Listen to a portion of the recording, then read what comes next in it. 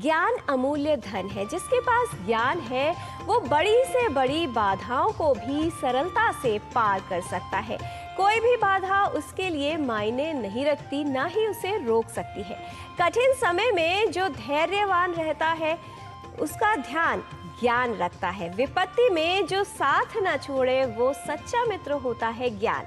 आइए समय का ज्ञान लेते हैं और इसके लिए देख लेते हैं आज का पंचांग।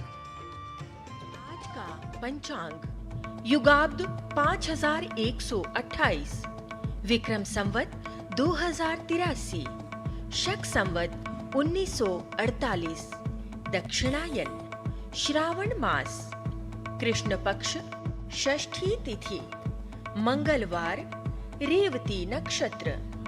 आज का दिन सभी के लिए मंगलमय हो। ज्ञान के समान कोई धन नहीं और अज्ञानता के समान निर्धनता नहीं। ज्ञान धन से अधिक श्रेष्ठ होता है क्योंकि धन की रक्षा हमें करनी पड़ती है और ज्ञान हमारी रक्षा करता है। आइए अब आज का सुभाषित देखते हैं और जान लेते हैं कि क्या है ज्ञान का महत्व हमारे जीवन के लिए, हमारे व्यक्तित्व के लिए। न हि ज्ञानेन सदृशं पवित्रमिह विद्यते तत्स्वयं योग संसिद्धः कालेनात्मनि विन्दति। इस संसार में ज्ञान के समान पवित्र करने वाला कुछ भी नहीं है। कर्म योग या साधना के द्वारा जिसका अंतःकरण भली भांति शुद्ध हो गया है, वह साधक समय आने पर उस परम ज्ञान को अपने आप ही अपने भीतर आत्मा में अनुभव कर लेता है। There is nothing in this world as purifying as knowledge. A seeker whose inner self has been thoroughly purified through karma yoga or spiritual practice spontaneously realizes that supreme knowledge within their own soul when the time is ripe.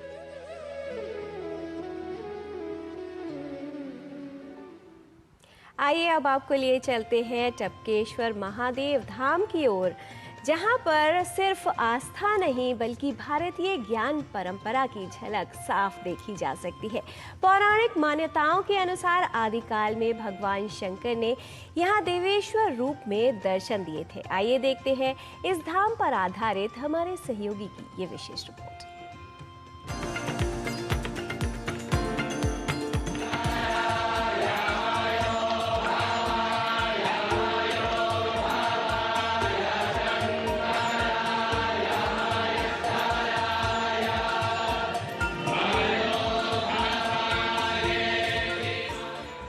Mahadev के मंदिर समग्र भारतवर्ष में श्रद्धा एवं आस्था के केंद्र हैं। इन्हीं में से देवभूमि उत्तराखंड के प्रसिद्ध शिवालयों में से एक है टपकेश्वर महादेव मंदिर। एक ऐसा मंदिर जहां कदम रखते ही मन में असीम शांति और भक्ति की अनुभूति होती है। यह शिवालय देहरादून नगर से लगभग 6.5 किलोमीटर दूरी पर स्थित है। मनोरम पहाड़ियों और प्राकृतिक गुफाओं के बीच अवस्थित है टपकेश्वर महादेव मंदिर। टोंस नदी के किनारे बसा यह स्थान भगवान शिव को समर्पित है। साथ ही अपनी प्राकृतिक सुंदरता और शांत वातावरण के कारण भी यह अति प्रसिद्ध है। पौराणिक मान्यता अनुसार पांडवों और कौरवों के गुरु आचार्य द्रोण इसी स्थान पर गुफाओं में निवास किया करते थे। इन गुफाओं को द्रोण गुफाएं भी कहा जाता है। भगवान शिव ने यहाँ देवेश्वर रूप में दर्शन दिया था। प्राकृतिक गुफाओं में से यहाँ निरंतर जल की बूंदें टपकती रहती हैं, इसीलिए इसका नाम टपकेश्वर महादेव मंदिर पड़ा। त्रिलोकेश्वर महादेव भूत भावन भैरवाधिपति का यह मंदिर प्रांगण देवताओं, ऋषि मुनियों, द्रोणाचार्य आदि अनेक आचार्यों समेत अमृत तत्व प्राप्त करने वाले अश्वत्थामा तक की भी तपस्थली रहा है। इस मंदिर का ऐतिह्य भारतीय ज्ञान परंपरा के ऐतिहासिक ग्रंथ महाभारत से जुड़ा है। पौराणिक कथा के अनुसार टपकेश्वर महादेव का वर्णन स्कंद पुराण के केदार खंड में प्राप्त होता है।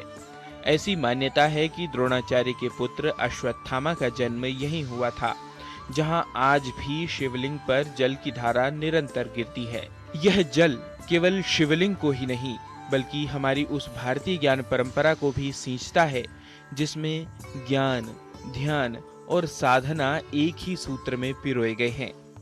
धार्मिक मान्यता के अनुसार अश्वत्थामा ने 6 माह तक भगवान शंकर की यहाँ तपस्या की थी। मंदिर में 2 शिवलिंग हैं जो पूरी तरह प्राकृतिक हैं। इन्हें देखकर ऐसा प्रतीत होता है मानो स्वयं प्रकृति ने पवित्र गुफा में इन्हें विराजित किया हो। गुफाओं में गिरती जल की बूंदें और चारों ओर हरियाली का संगम श्रद्धालुओं के मन को आनंदित करता है। यह सिर्फ एक आस्था का स्थल नहीं बल्कि भारतीय ज्ञान परंपरा का जीवंत प्रतीक है, जहां प्रकृति, श्रद्धा और विज्ञान एक साथ दिखाई पड़ते हैं। महाशिवरात्रि के पावन अवसर पर प्रतिवर्ष टपकेश्वर मेले का आयोजन होता है। यह मेला एक धार्मिक उत्सव होने के साथ साथ श्रद्धालुओं और भक्तों के लिए भक्ति, समर्पण और आध्यात्मिक ऊर्जा का अद्भुत संगम है। भक्तगण शिवलिंग पर पुष्प जल अर्पित करते हैं और भजन, कीर्तन एवं मंत्रोच्चार से गुंजित होती हैं ये गुफाएं। ऐसा वातावरण हर श्रद्धालु के हृदय में भगवान शिव के प्रति असीम भक्ति और प्रेम भाव को जागृत करता है। टपकेश्वर महादेव मंदिर सिर्फ एक धार्मिक स्थल नहीं बल्कि भारतीय ज्ञान परंपरा में अनुभव की ऐसी अनूठी अनुभूति है, जहां प्रकृति, इतिहास और आध्यात्मिकता का अद्भुत मिश्रण मिलता है। यहाँ का वातावरण, गुफाओं में टपकता जल, हरियाली और मंदिर की पवित्रता हर श्रद्धालु एवं पर्यटक को एक नई ऊर्जा, शांति और भक्ति का अनुभव कराती है, ध्यान, चिंतन और नवोन्मेष की ओर प्रेरित करती है। टपकेश्वर तीर्थ हमें यह चिंतन करने की ओर प्रेरित करता है कि सच्चा ज्ञान वही है जो मन को शांत कर शंकर कर दे, जिससे सत्य की सुंदरता और शिवत्व की अनुभूति का साक्षात्कार हो सके। गवीश द्विवेदी के साथ धर्मेंद्र आर्य की रिपोर्ट, डीडी न्यूज।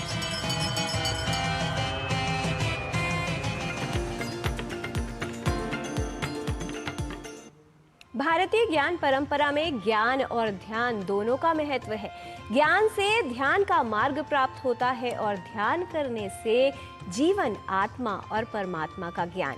बिना आचरण के ज्ञान इकट्ठा करना ठीक ऐसा ही है जैसे जीवन में बोझ इकट्ठा करना। यहाँ पर लेते हैं कल्प विराम। आप देखते रहिए डीडी न्यूज।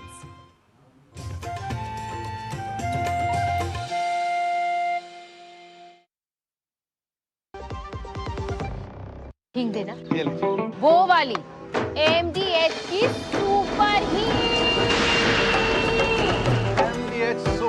जिन्होंने यूज किया है वो जानते हैं असली हींग का स्वाद। MDH सुपर हीट, शुद्धता का असली तड़का।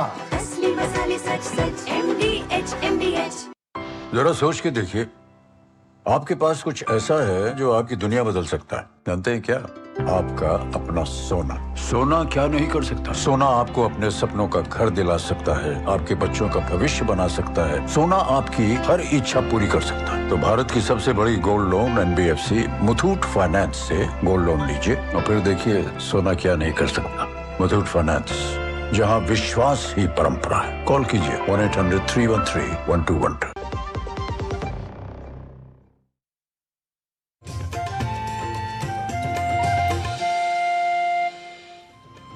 ब्रेक के बाद आपका स्वागत है। स्वस्थ रहने की प्राकृतिक यात्रा में हम आपके लिए लेकर आए हैं स्पेशल हेल्थ सीरीज, जिसमें स्वास्थ्य को समग्र दृष्टिकोण में दिखाया जाता है। जीवनचर्या में बस थोड़ा सा बदलाव और आप भी कर सकते हैं बीमारियों से बचाव। तो आइए चलते हैं योग 360 में प्राकृतिक रूप से स्वस्थ रहने के लिए।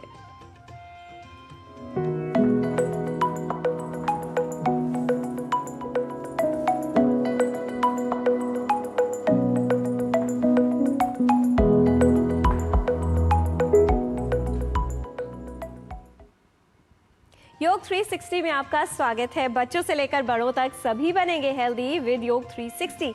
बच्चे की मुस्कान जितनी ज़रूरी होती है उतना ही ज़रूरी होता है उसकी हड्डियों का मजबूत होना, क्योंकि बचपन में बनी मजबूत नींव ही पूरे जीवन का सहारा बनती है। बच्चे की हर छलांग उसकी हड्डियों की ताकत की पहचान है। अब सवाल ये है कि क्या ये ताकत अंदर से भी उतनी ही मजबूत है?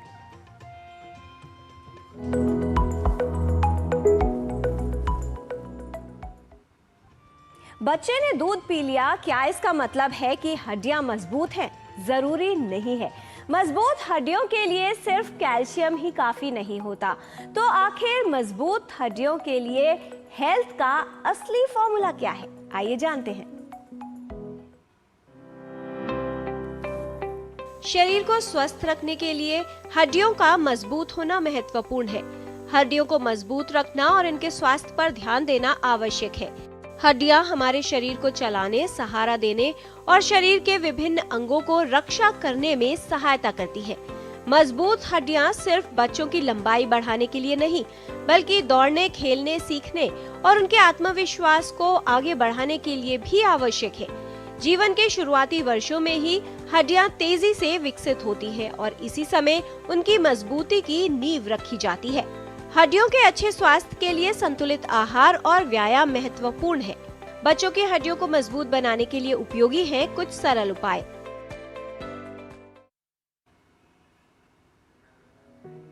योग का होगा डेली डोज तो बोन हेल्थ रहेगी ऑलवेज क्लोज।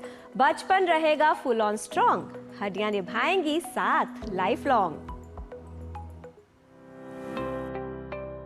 विशेष रूप से बच्चों की हड्डियां मजबूत हों, ऐसा हर माता पिता चाहते हैं और इसके लिए हमें नियमित योगाभ्यास करना चाहिए। योगाभ्यास में दो बहुत सरल से अभ्यास हमारे बोन्स को स्ट्रेंथन अप करने का काम करते हैं, जिसमें सबसे पहला अभ्यास हम लेते हैं अर्ध चंद्रासन का अभ्यास। अर्ध चंद्रासन का भी एक सुगम वर्जन अभी दिखा रहे हैं जो बच्चे आसानी से कर सकें। तो इस तरह से हम अपने दोनों हथेलियों को जमीन पर टिकाएंगे और दोनों हथेलियों के बीच में हमने राइट पैर को टिकाया और यहाँ से चंद्रमा जैसी आकृति यानी पीछे झुक। ये हमारे पूरा जो स्ट्रेच आ रहा है, पूरी बॉडी पर जो इसका प्रभाव पड़ रहा है, ये हमारे बोन्स के लिए बहुत लाभकारी होता है। फिर इसकी स्थिति को परिवर्तित कर देंगे और दूसरी ओर इसे दोहराएंगे। जब ऐसा दोनों तरफ 3-3 बार कर लें तो फिर वज्रासन में बैठ करके शरीर को शिथिल छोड़ दें, ढीला छोड़ दें।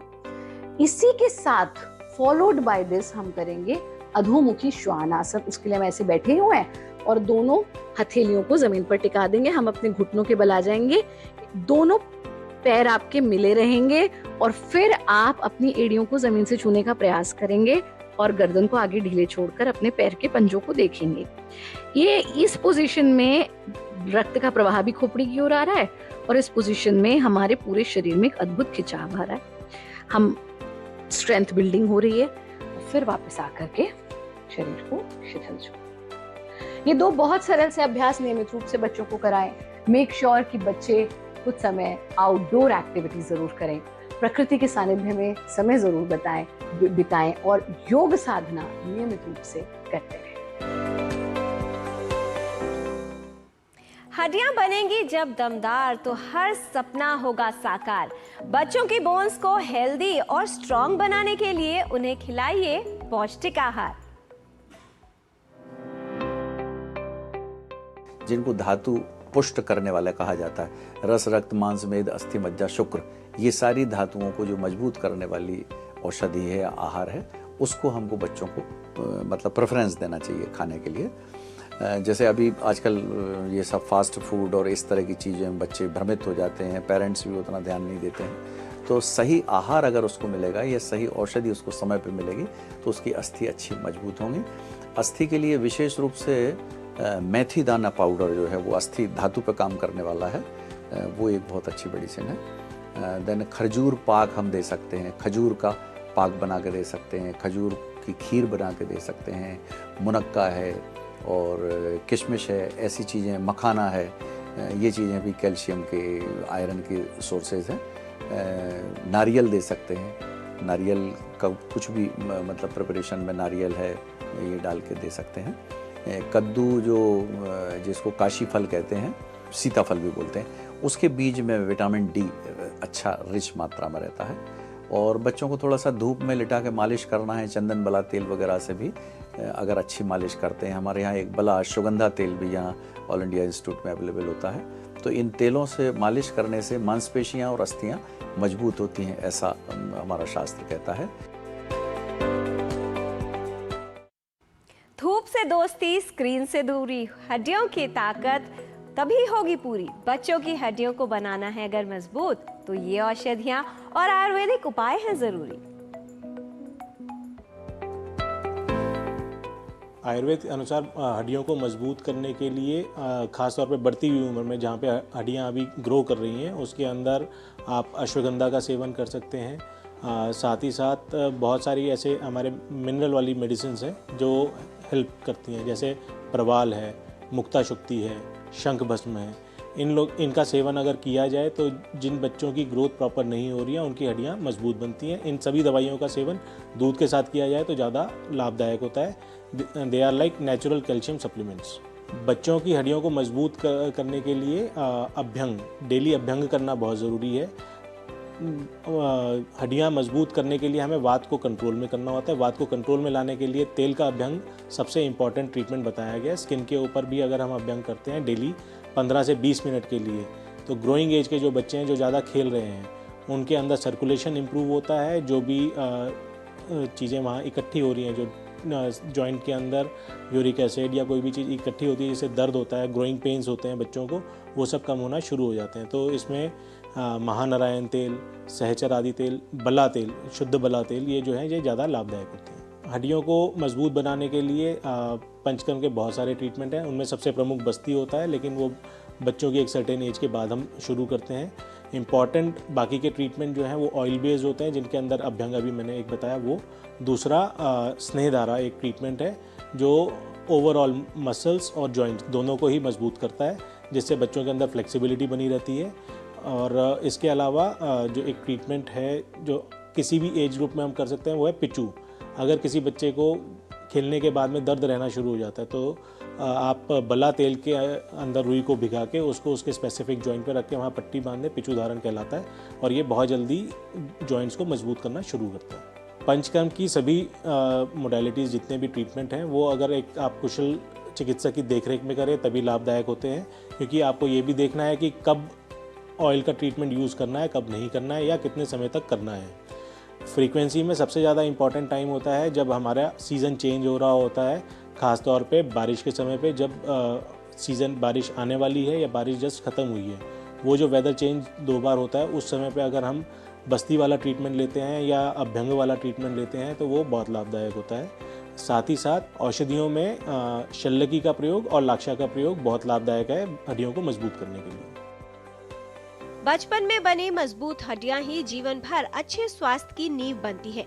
सही पोषण, पर्याप्त धूप, नियमित शारीरिक व्यायाम और भरपूर नींद, साथ ही स्वस्थ जीवन शैली बच्चों को न केवल मजबूत हड्डियां देती है बल्कि एक सक्रिय और स्वस्थ भविष्य भी देती है। बचपन से ही बच्चों की हड्डियों को मजबूत बनाने का प्रयास करें, जिससे आपका बच्चा स्वस्थ रहे। आज आपने जाना अर्ध चंद्रासन का अभ्यास। अधोमुखी श्वान आसन करना लाभकारी है। नियमित योग अभ्यास करने से मिलेगा स्वास्थ्य लाभ। बच्चों की हड्डियों को मजबूत बनाने में उपयोगी है योग। मजबूत हड्डियों के लिए मेथी दाना पाउडर और खजूर की खीर दें। मुनक्का, किशमिश, मखाना और कद्दू के बीज खिलाना उपयोगी है। नारियल का सेवन करना लाभप्रद है। प्रोसेस्ड फूड, फास्ट फूड और जंक फूड बच्चों को न दें। अश्वगंधा, प्रवाल, मुक्ता शुक्ति, शंख भस्म का सेवन लाभप्रद है। महानारायण तेल, सहचर आदि तेल या शुद्ध बला तेल से मालिश करना उपयोगी है। स्नेह धारा और पिचू कराना हड्डियों व मांसपेशियों के लिए लाभप्रद है।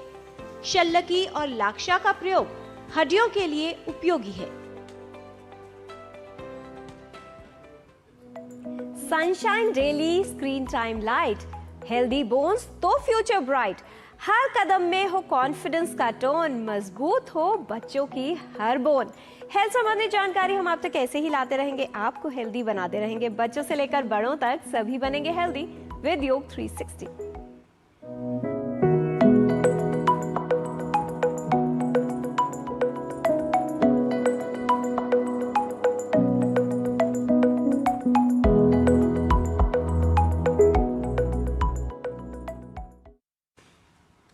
ज्ञानी वो नहीं है जो बहुत सी बातें जानता है, ज्ञानी वो है जो काम की बातें जानता है, उनका सदुपयोग करता है और उससे अपना और दूसरों का जीवन परिवर्तित करता है। जिसे जीवन का ये ज्ञान प्राप्त होगा वही वास्तविकता में ज्ञानी है। संस्कृत का ज्ञान लेने के लिए आइए चलते हैं हमारे सहयोगी डॉक्टर गुरवीश द्विवेदी के साथ संस्कृत पाठशाला में।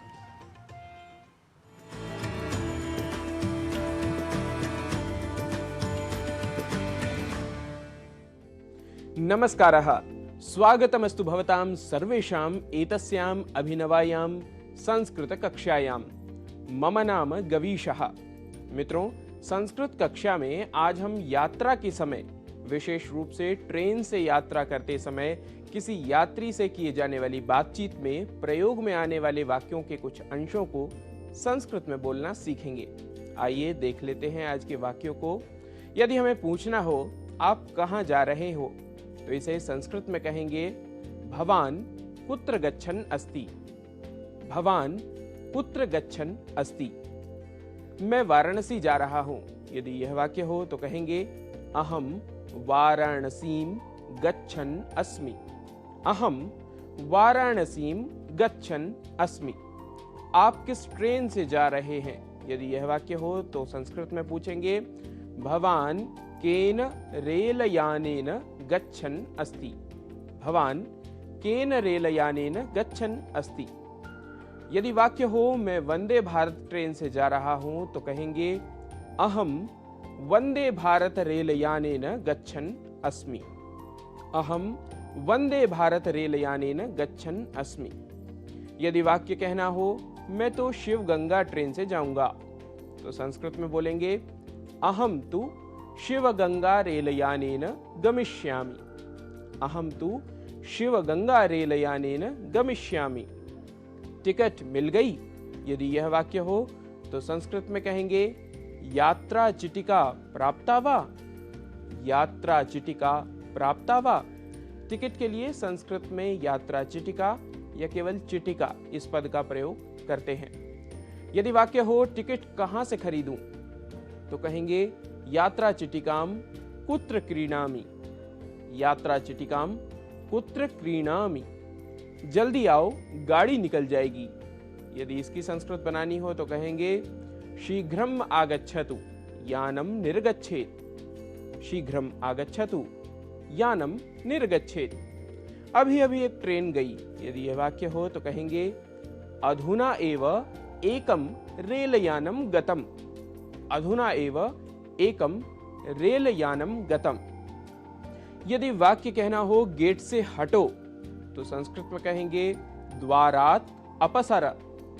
द्वारात् अपसर। मैं आपके पास बैठता हूं। यदि यह वाक्य हो तो कहेंगे अहम भवतः पार्श्वे उपविशामि। अहम भवतः पार्श्वे उपविशामि। जरा एडजस्ट कर लें। यदि यह वाक्य हो तो कहेंगे किंचित समंजनम करोतु। किंचित समंजनम करोतु। वाक्य यदि कहना हो ट्रेन कब जाएगी, तो संस्कृत में कहेंगे रेलयानम कदा प्रस्थितम भवेत्। रेलयानम कदा प्रस्थितम भवेत्। समय तो 6 बजे का था। प्रस्थान समयः तु 6:00 आसीत्। प्रस्थान समयः तु 6:00 आसीत्। यदि वाक्य हो ट्रेन में व्यवस्था अच्छी है, तो संस्कृत में कहेंगे रेलयाने उत्तमा व्यवस्था अस्ति। रेलयाने उत्तमा व्यवस्था अस्ति। यदि वाक्य कहना हो जल्दी उतरिए, तो संस्कृत में कहेंगे शीघ्रम अवतरतु। शीघ्रम अवतरतु। टिकट कंफर्म नहीं हुआ। यदि यह वाक्य हो तो संस्कृत में बोलेंगे यात्रा चिटिका प्रतीक्षा सूच्याम अस्ति। यात्रा चिटिका प्रतीक्षा सूच्याम अस्ति। ट्रेन नंबर क्या है, तो कहेंगे रेलयानस्य संख्या का। रेलयानस्य संख्या का। मित्रों, इन वाक्यांशों को आप भी अपनी किसी यात्रा के समय प्रयोग कर सहयात्रियों की प्रतिक्रिया जान सकते हैं। इससे 2 लाभ होंगे। एक तो आपका अभ्यास हो जाएगा और किसी अन्य को भी आप संस्कृत भाषा सीखने के लिए उत्साहित कर सकेंगे। आज के सत्र के लिए इतना ही। अग्रिम कक्षा में कुछ और वाक्यों को लेकर होंगे आपके समक्ष उपस्थित। तब तक के लिए नमो नमः।